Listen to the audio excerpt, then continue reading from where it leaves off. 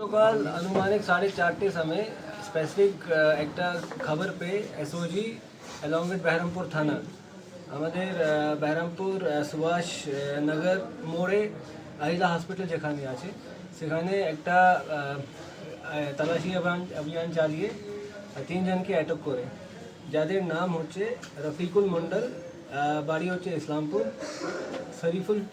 সকিরুল শেখ, বাড়ি হচ্ছে সাগরপাড়া, আর কাউসার আলী, বাড়ি হচ্ছে সাগরপাড়া। এদেরকে আটক করা হয় আর এদের তল্লাশি করা হয়। আর এদের হেফাজত থেকে আমরা টোটাল দুটো 7mm আর্মস, 4টে MT magazine, 300 round live 7.65 ammunition আর 10,000 ফেক কারেন্সি আমরা উদ্ধার করি।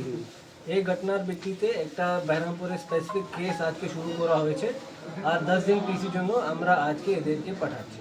বিয়ে, জন্মদিন, যে কোনো উৎসব আনন্দ অনুষ্ঠানে খুব সুলভে অত্যাধুনিক ডিজাইনের মেহেন্দি পরানো হয়। ঠিকানা গোড়াবাজার, বহরমপুর।